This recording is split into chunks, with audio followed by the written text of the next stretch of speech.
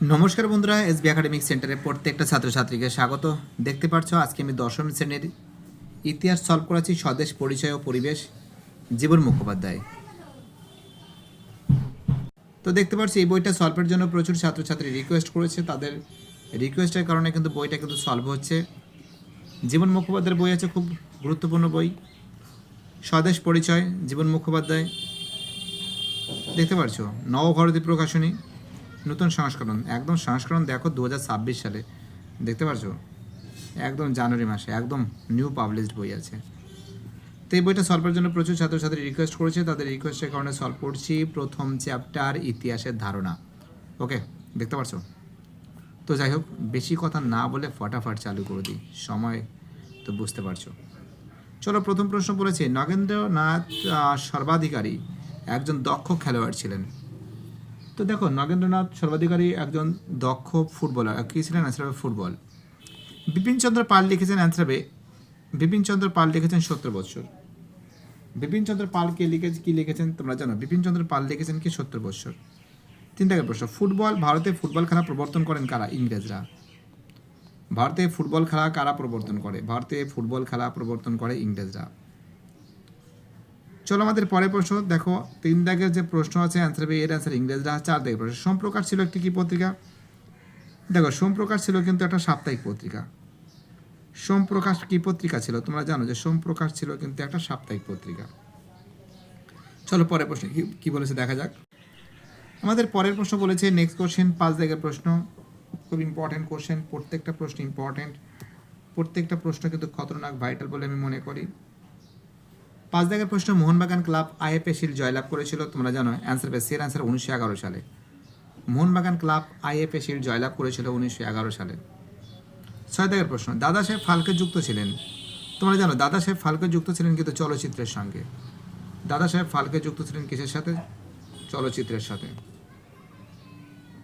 চলো আমাদের পরের প্রশ্ন, 7 দাগের প্রশ্ন, খুব ইম্পর্টেন্ট কোশ্চেন। 7 দাগের প্রশ্নটা দেখে নাও তোমরা সুন্দর করে, তোমাদের সামনে কিন্তু একদম ফুটিয়ে তুলেছি আমি। জীবনের ঝরাপাতা। দেখো, তোমরা জানো যে জীবনের ঝরাপাতা কিন্তু সরলা দেবী চৌধুরানীর লেখা।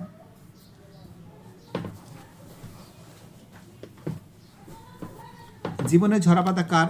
জীবনের ঝরাপাতা কিন্তু সরলা দেবী চৌধুরানীর লেখা। এটা কিন্তু একটা আত্মজীবনীমূলক গ্রন্থ। 8 দাগের প্রশ্ন, ভারতের আলুর ব্যবহার শিখেছিল যাদের কাছ থেকে? তোমরা জানো যে আমাদের ভারতবর্ষ প্রথম আলুর ব্যবহার শিখেছিল কাদের কাছ থেকে? কাদের কাছ থেকে? অ্যান্সার হবে পর্তুগিজদের কাছ থেকে। কাদের কাছ থেকে? পর্তুগিজদের কাছ থেকে। দেখো, এইবার তোমাদের এখানে যে প্রশ্নগুলো আছে শূন্যস্থান পূরণ করো। শূন্যস্থান পূরণটাকে সলভ করে দিচ্ছি, দেখতে পাচ্ছ। শূন্যস্থান পূরণ করো। স্বদেশিকতার সভাপতি ছিলেন? অ্যান্সার হবে রাজনারায়ণ বসু। স্বদেশিকতার সভার সভাপতি কে ছিলেন? অ্যান্সার হবে রাজনারায়ণ বসু। ঠিক আছে, অ্যান্সার কে হবে? অ্যান্সার হবে রাজনারায়ণ বসু। চলো আমাদের পরের প্রশ্ন, 2 দাগের প্রশ্ন, সরলাদেবী চৌধুরানীর পিতার নাম কি? অ্যান্সার হবে জানকীনাথ ঘোষাল। সরলাদেবী চৌধুরানীর পিতার নাম কি? অ্যান্সার হবে জানকীনাথ ঘোষাল। কী হবে? অ্যান্সার হবে জানকীনাথ ঘোষাল। দেখতে পাচ্ছ খুব সুন্দর করে তোমাদের সামনে কিন্তু সলভ করে দিয়েছি। প্রত্যেকটা প্রশ্ন টু দ্য পয়েন্ট কিন্তু আমি সুন্দর করে ব্যাখ্যা করেছি, আলোচনা করেছি। দেখো পরের প্রশ্ন কি বলেছে দেখা যাক। পরের প্রশ্ন যেটা আছে শূন্যস্থান আছে, শূন্যস্থানে যেটা বলেছে দেখো ভালো করে শোনো কি বলেছে। শূন্যস্থানে বলেছে যে সোমপ্রকাশ ছিল।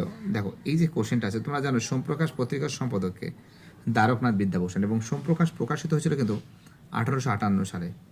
কত সালে? 1858 সালে। 4 দাগের প্রশ্ন, সরলাদেবী চৌধুরানীর আত্মজীবনী গ্রন্থের নাম কি? অ্যান্সার হবে জীবনের ঝরাপাতা। সরলাদেবী চৌধুরানীর আত্মজীবনীমূলক গ্রন্থের নাম কি? তোমরা জানো সরলাদেবী চৌধুরানীর আত্মজীবনীমূলক গ্রন্থের নাম হলো জীবনের ঝরাপাতা। খুব ইম্পর্টেন্ট কোশ্চেন, প্রত্যেকটা প্রশ্ন ইম্পর্টেন্ট, প্রত্যেকটা প্রশ্ন ভাইটাল। যারা ভিডিওটা দেখছো, যারা চ্যানেলের সঙ্গে যুক্ত আছো, যারা চ্যানেলটাকে সাবস্ক্রাইব করছো, যাদের সাপোর্ট আমি পাচ্ছি, সবাইকে অসংখ্য ধন্যবাদ জানাই। তোমাদের এই সাপোর্ট, তোমাদের এই ভালোবাসা এসবি একাডেমিক সেন্টার কখনো ভুলবে না। এবার দেখো এখানে যে প্রশ্নগুলো আছে, স্তম্ভ মেলাতে হবে। দেখো একটুখানি দাঁড়াও একটুখানি, হ্যাঁ ঠিক আছে। এবার দেখো স্তম্ভ মেলাতে হবে, কয় স্তম্ভের সঙ্গে ক্ষয় স্তম্ভ মেলাও। ঠিক আছে, কয় স্তম্ভের সঙ্গে কী মেলাতে হবে? ক্ষয় স্তম্ভ মেলাতে হবে। মল্লযুদ্ধ।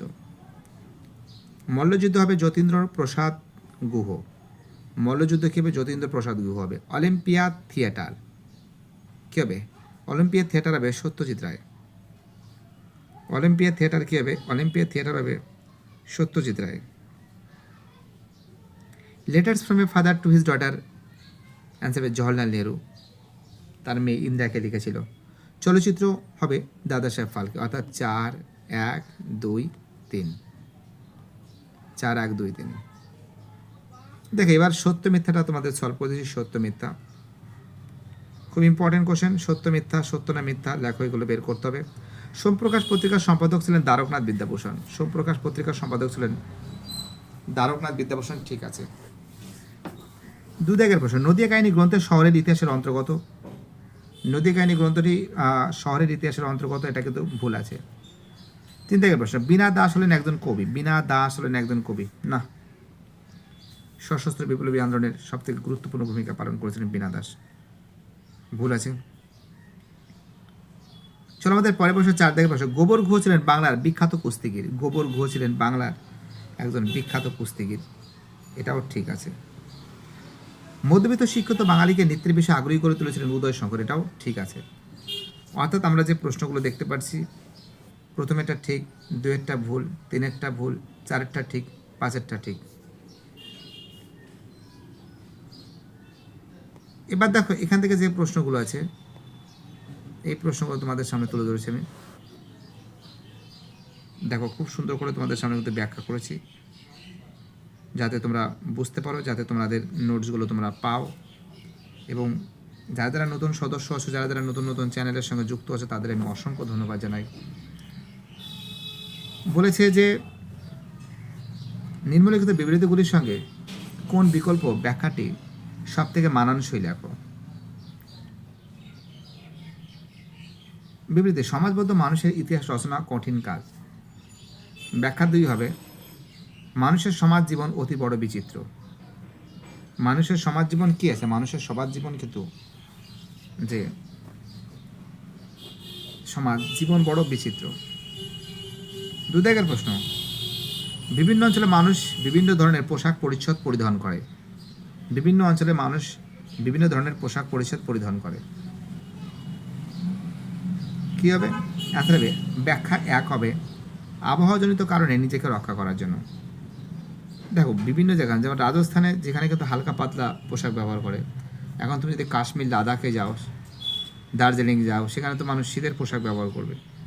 সেটা ওয়েদারের উপর ডিপেন্ড করে, যে কোন ওয়েদারে কেমন পোশাক ব্যবহার করা যাবে, সেই ওয়েদারের উপর ডিপেন্ড করে, ঠিক আছে।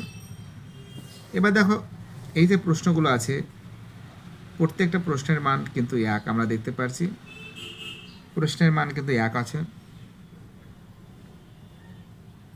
আমরা আজকে এই প্রশ্নগুলোর তোমাদের সামনে তুলে ধরেছি। যারা নতুন সদস্য আছে প্লিজ আর বসে থেকো না, চ্যানেলটাকে সাবস্ক্রাইব করে সমস্ত বন্ধুদের মধ্যে শেয়ার করো। তোমাদের সাপোর্ট, তোমাদের ভালোবাসা আমার একান্তই কাম্য। প্রথম প্রশ্ন, ভারতে প্রকাশিত প্রথম সংবাদপত্র কোনটি? ভারতে প্রকাশিত প্রথম সংবাদপত্র বেঙ্গল গেজেট। ভারতে প্রকাশিত প্রথম সংবাদপত্র কোনটি? ভারতে প্রকাশিত প্রথম সংবাদপত্র বেঙ্গল গেজেট। 2 দাগের প্রশ্ন, সোমপ্রকাশ পত্রিকার সম্পাদক ছিলেন, অ্যান্সার হবে দ্বারকনাথ বিদ্যাভূষণ। সোমপ্রকাশ পত্রিকার সম্পাদক কে ছিলেন? তোমরা জানো সোমপ্রকাশ পত্রিকার সম্পাদক ছিলেন কিন্তু দ্বারকনাথ বিদ্যাভূষণ। চলো আমাদের পরের প্রশ্ন, 3 দাগের প্রশ্ন, সরকারি নথিপত্র সংরক্ষণ করে রাখা হয়। তোমরা জানো সরকারি নথিপত্র সংরক্ষণ করে রাখা হয় কোথায়? মহাফেজখানায়। তোমরা জানো এই মহাফেজখানা কিন্তু দিল্লিতে অবস্থিত। মহাফেজখানা কোথায় অবস্থিত? দিল্লিতে অবস্থিত। চলো পরের প্রশ্ন, 4 দাগের প্রশ্ন, বিপিনচন্দ্র পালের আত্মজীবনী গ্রন্থের নাম কি? তো তোমরা জানো বিপিনচন্দ্র পালের আত্মজীবনীমূলক গ্রন্থের নাম কি হবে? অ্যান্সার হবে 70 বৎসর। অ্যান্সার কি হবে? 70 বৎসর। অর্থাৎ দেখেছো অ্যান্সারগুলো আরেকবার দেখাচ্ছি। এর ব্যাখ্যা 2 হবে, এর ব্যাখ্যা 1 হবে। ভারতের প্রথম প্রকাশিত সংবাদপত্র বেঙ্গল গেজেট। সোমপ্রকাশ পত্রিকার সম্পাদক দ্বারকনাথ বিদ্যাভূষণ। সরকারি নথিপত্র সংরক্ষণ করে রাখা হয় মহাফেজখানায়। বিপিনচন্দ্র পালের আত্মজীবনী গ্রন্থের নাম কি? 70 বৎসর। দেখতে পাচ্ছ খুব সুন্দর করে তোমাদের সামনে কিন্তু আমি তুলে ধরেছি। প্রত্যেকটা প্রশ্ন ইম্পর্ট্যান্ট, প্রত্যেকটা প্রশ্ন ভাইটাল বলে আমি মনে করি।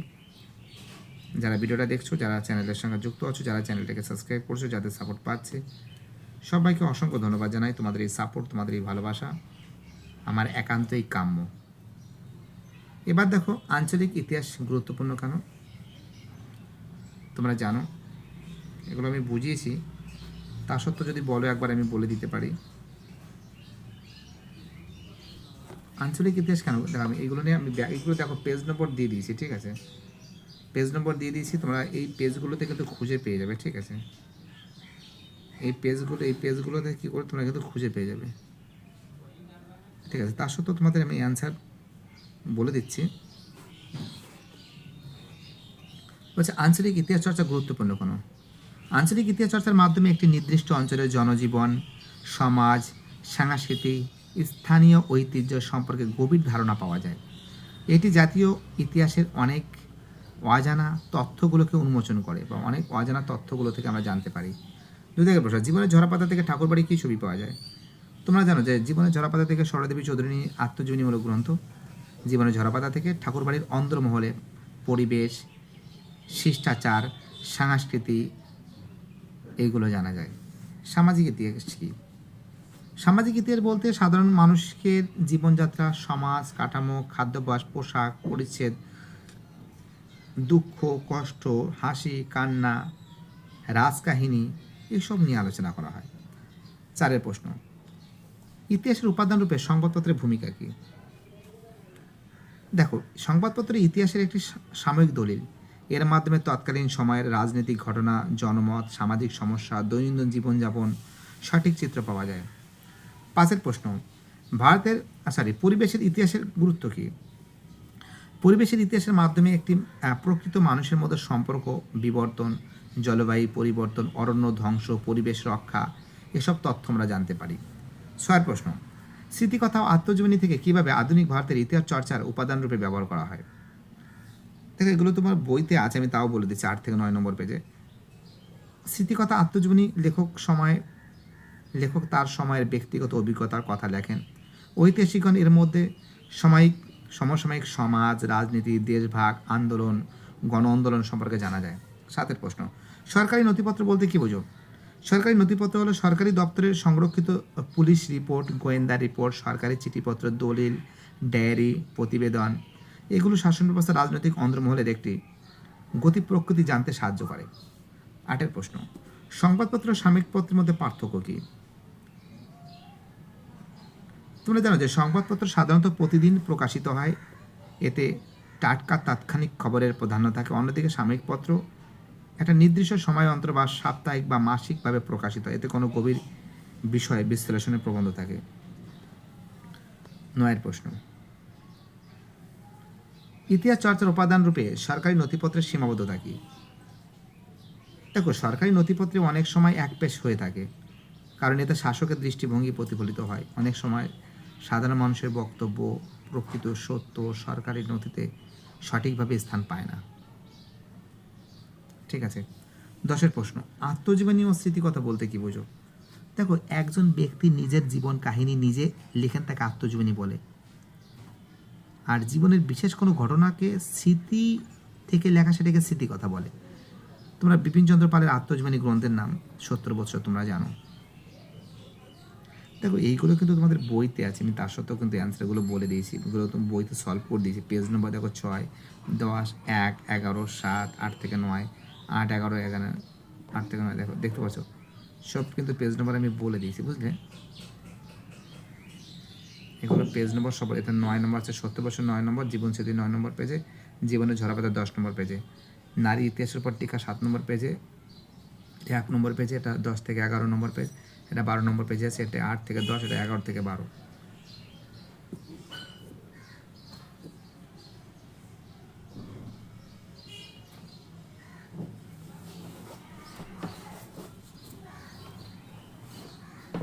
তো মোটামুটিভাবে তোমাদের এই চ্যাপ্টার সলভ করে দিয়েছি। আমি পরের দিন তোমাদের আমি দ্বিতীয় অধ্যায়টা সলভ করে দেবো।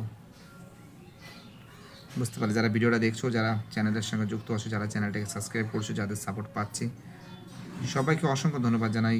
এই সাপোর্ট, এই ভালোবাসা এসবি একাডেমিক সেন্টার তোমাদের কাছ থেকে পেয়েছে, তোমাদের কাছ থেকে আরও অনেক অনেক পাবে। এটাই সবথেকে বড় সৌভাগ্যের ব্যাপার আমার কাছে। বাইটাটা সবাই ভালো থাকবে।